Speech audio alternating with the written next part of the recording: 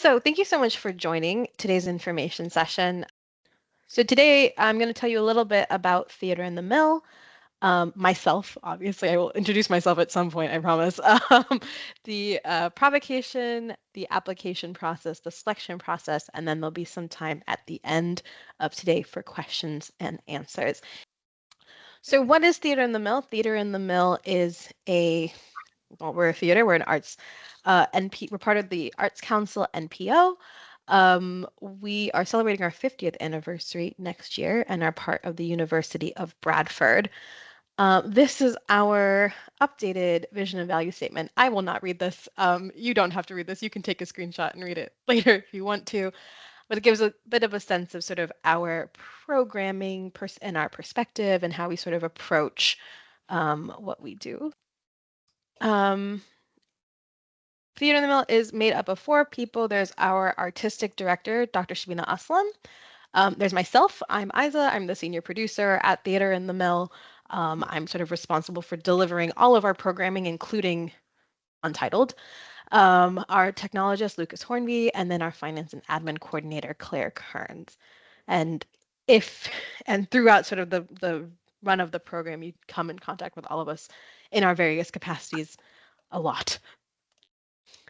So what is the Untitled program? Untitled is a program that focuses on giving artists time, space, resources, support, and funding to critically explore an idea in response to a provocation. So a very important underlying part of this program for us is this idea of critically exploring an idea. A lot of arts funding is focused on delivering projects and delivering outcomes. We're interested in you digging into and developing an idea, and that part of the process sort of that first stage of the process, and really what does it mean to sort of, if you have an idea, how do you go about exploring it and things like that. Another part of this process is we believe here that there's quite an intersection between arts practice and research methodology. I think that a lot of arts practice, if you reframed it in a different lens, is essentially a research practice, an embodied research practice of sorts. And so this is about sort of how do you build your methodology and approach within your arts practice. There's a few things that are involved with Untitled. So first of all, everyone gets £1,000 of funding. You get this at the beginning of the program. We don't ask you what you spend it on. It is for you to use how you want to for the duration of the program, which runs for 3 months. There is a discretionary fund for materials. However, that fund is limited to materials that are being purchased specifically for the sharing, aka materials that you would not have had to otherwise purchase. So it's quite like a limited scope of like what that materials budget can cover. Studio space. So all of the Untitled artists can have up to 3 days in any of our spaces. So the studio upstairs, our gallery 2, Tim Below, which is our basement space, our cafe. It is first come, first served. So we've been encouraging this cohort. So we are currently working with our second cohort. Our first cohort finished in December. And I've been emphasizing to them, you have to get in touch with me as soon as possible because it is first come, first serve for your dates, for your spaces, and things like that. I think the thing that we're most proud of with this program is the mentorship component. So we look at your application, we look at everything we ask you, we sort of, and we'll get into this, part of the selection process is a very short conversation with Shabina, and we take all of that information and we use it to sort of assign you a mentor. So we dig into our networks and our networks, and we say, based on this idea, who can we pair this artist with that can, help push them through it. Mentors can be local, national, or international. It really depends on you, your medium, your practice, your idea. We frame mentorship in this context as signposting, guidance, listening, a critical friend, sort of all of that. You get 6 hours of contact time with your mentor across the entirety of the program. What we've heard from feedback from our previous cohorts is that we recommend that you hold half an hour of that time for after the sharing to have a bit of a wrap-up session with them. But they're there to sort of guide you through and sort of run alongside you through this process. Documentation is a key part of this for us. we ask if we can to sort of, if there's parts of your documentation that we can share publicly, to sort of let everyone sort of benefit from the growth of your process, but also we ask people to bring that documentation to your mentorship session so you and your mentor have something to work off of. Um, one of We'll get into the workshops in a second, but the first one always is like a journaling workshop which is led by Shabina, which is just about sort of bringing that idea of documentation and the different ways that it could work and ways that you might already be documenting your practice sort of back into the forefront of your mind. So workshops. So there's 3 workshops every cohort. This cohort round coming up, so Untitled 3 for this one, it's journaling again.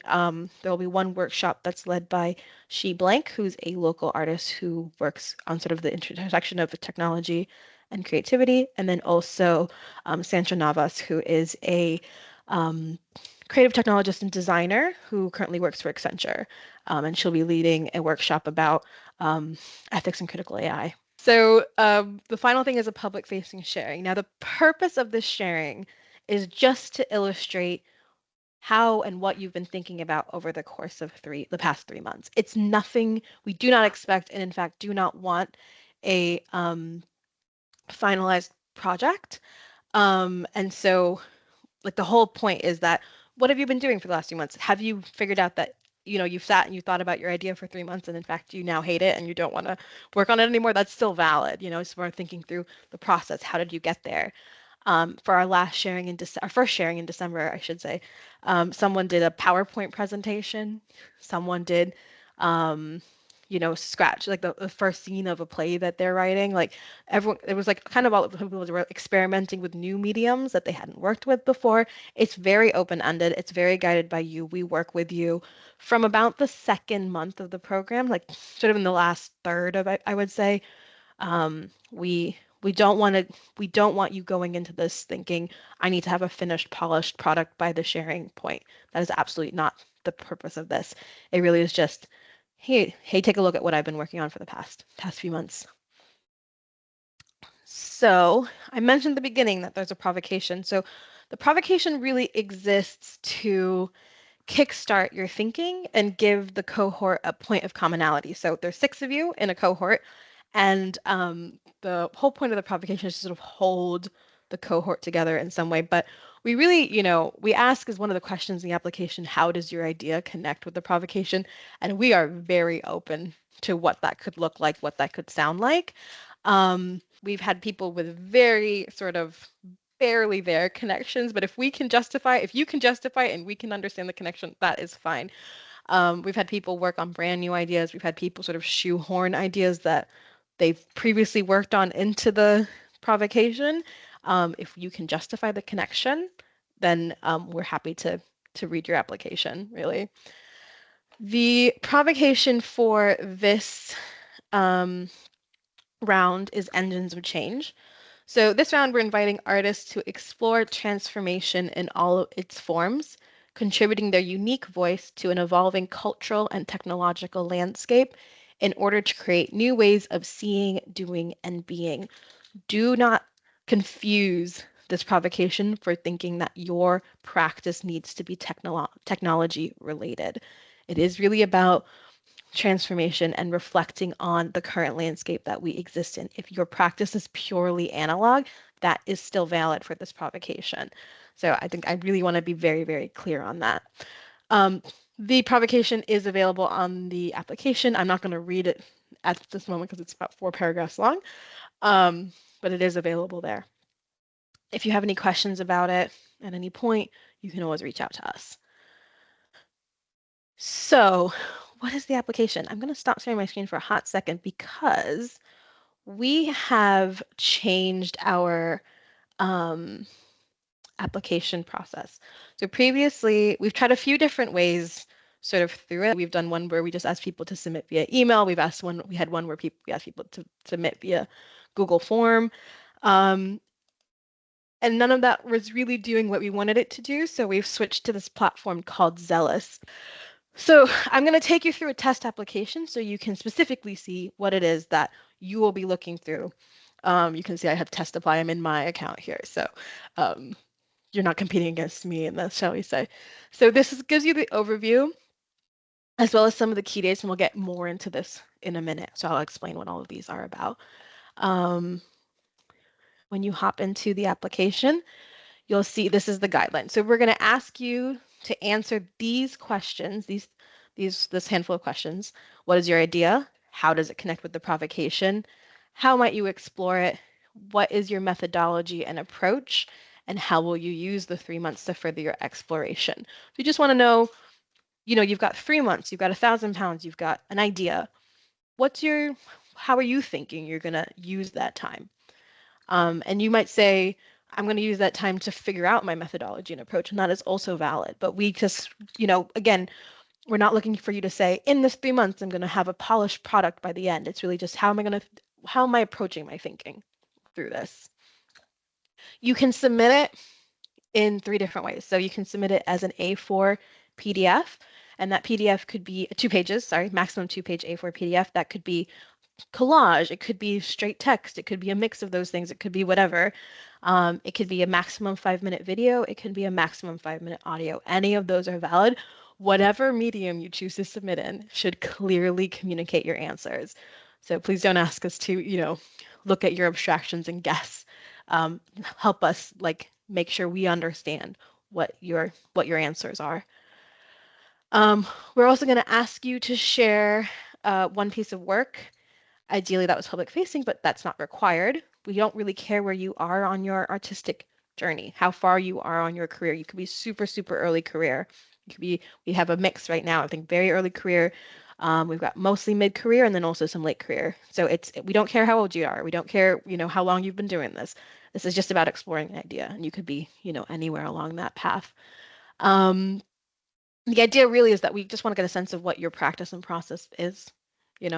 How do you think through things? And then finally, you'll be asked to share 3 things you've seen or experienced in any medium that you've liked or enjoyed in relation to what you want your practice to be or what your practice is. What around you, has been inspiring, what around you has pushed you to want to develop your practice and thinking further. And then also we have a very optional, you can provide 3 additional links of things you want us to look at, which is fully optional. And below that, you can see is the provocation. Because I don't have to click anything, I'm just going to hop over to next. So this is where you upload the answers to the questions. So the main questions around your idea. You can see that, we ask you to confirm that you've done that. You can upload a file, you can embed media. So if you recorded a video and say uploaded it onto YouTube or Vimeo, you can just pop the link right there. Or you can just, put your text directly into this page, and then we ask you to confirm. Then this is sort of those auxiliary questions. So what are 3 things you've seen or experienced? 1 piece of work, ideally public facing, and these are rich text boxes. So you can format text, you can have written it somewhere else and popped it in here, and it should keep most of your formatting. And then here are your 3 supporting links, which are fully optional.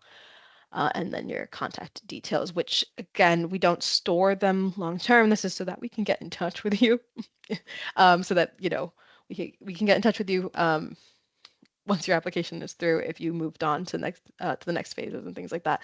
And also some of this information is stuff that we need if you get through for terms of agreement and financing, stuff like that. So that's the full application. We've tried to keep it pretty flexible and pretty open. If you have, technical problems, there's a line for Zealous, an email for Zealous specifically here. And then as you may have seen, if I pop back in here, if you have questions about the brief, if you click this, it will sort of pop up and you can send us an email. So some key dates. So the open call has already opened. Opened over the weekend. I think there's 4 draft applications already, which sounds very exciting. We have this information session today. As I said, there's one next week. The open call runs the entire month of February. Once that closes, we'll be jurying for the entirety of March. So we jury in 2 phases. We shortlist, basically we take however many, we should shortlist them down to sort of around 10 to 12. If you've been shortlisted, that's when you have that conversation with Shabina quick 15-minute conversation, just, poking, prodding a little bit more further into your idea and your thinking. Some people just are better at communicating in a conversation. So we're just trying to give as many opportunities as we can to really understand your practice and what you're trying to achieve. We'll select the finalists on April 1st, and we kick off on the 8th. 2 workshops we already have confirmed dates for. The first is April 24th from 3 to 5, and the second one is May 7th from 2 to 5. And then the week commencing June 30th is when we're expecting to have the public-facing sharings. The reason why it's a week is that we have 3 days of tech time, so every artist gets 3 hours with me, with our technologist in the studio or in any of the other spaces at wherever you've decided is best to display your work or show your work or communicate your thinking. And we sort of spend that 3 hours just focused on you, your tech needs, things that we probably would have talked about in the preceding month or so. And then we have a day where we have a full dress rehearsal, and then we have the show the next day. That sort of came out of feedback to just from our first cohort to sort of spread things out a little bit more, and give everybody a little bit of time to breathe a little bit between everything. So that's what the third workshop will be taking place sometime in June. So there's once a month. What we'll also probably do is that we'll schedule sort of 3 hybrid open office sessions so that, you can come down to the theater if you're based in Bradford, or you can hop on online, and we'll sort of set a prompt or a topic of conversation, and then anyone from Theater in the Mill, so probably me, and then you have, anyone else on the team who's available, and whatever other artists in your cohort are available can join. We're also exploring opening that up to alumni of the program, because it's also important to us that we, give this as an opportunity to network with other artists and other people who've sort of been through the program. We've gotten quite a range of artists. We've got artists based in London, in Leeds, in Manchester, in Bradford. We're always looking to expand that, but also give you all an opportunity to get to know one another. So yeah. So a couple other highlights. Some of this I've talked about already, about the mediums that you can submit in. And the other thing is this program, Untitled, is medium agnostic, which means that you don't have to be a theater maker, even though we're Theater in the Mill. Because of the mentorship program, we're able to support a much wider range of mediums and practices than we would without that component. So if it's not an area of expertise that we have, we'll find somebody who is an expertise in that area to mentor you and work with you through the process, and support you in ways that we might not be able to fully do in-house. So again, if you're not a theater maker and you feel like, well, it's Theater in the Mill, like, doesn't that mean that it has to be a performance? No, it does not. We've talked about the questions already, shown you the submissions page already. We've touched a little bit on the selection process, and sort of basically we sort of ask our judges. So the judges are Theater in the Mill team, 2 of our artists that work with us on the Seed Commission tier of our artist development program, and then also we have 1 visiting artist who works in tech, creativity and technology, and the intersections and questions around that, who's also jurying in the first round. As I said earlier, there is no restrictions about age, where you are in your career, anything like that. This is a very open call. We don't want to be like an early career or for a certain age or anything like that kind of program. Well, a lot of this I managed to cover in my go through of Zealous, which is because this is the first time I'm showing that platform. I didn't realize I was double dipping here. Okay, so I'm gonna hop ahead to the interview. So again, this is a brief conversation with Shabina. She's just gonna have the application that you sent in, and we'll use that sort of as a basis just to fill out a little bit more details around your application, around you, about the kinds of people and the kinds of mentors that you might work well with, things like that, and also access as well. And then I'd like to set the expectation early on that we are not able to give feedback on applications that don't make it to the shortlisting phase. We just don't have capacity for it. If you've made it to the shortlisting phase, you will, and you don't get the If you don't get accepted, you will receive feedback on your application. Um, Also, if you don't get it, you're welcome to apply again. The provocation changes every cohort. So the first cohort we had was in the margins. The one we have at the moment is City of Wonder. This one is Engines of Change. So we change it up every time and what the provocation means to us and things like that. So if you read the provocation, you say, well, actually, I really like the program, but this isn't really inspiring me, or I don't really have anything that like jives with this. Keep an eye out. We run this program every 3 months, so I'll have another open call opening probably in May of this year.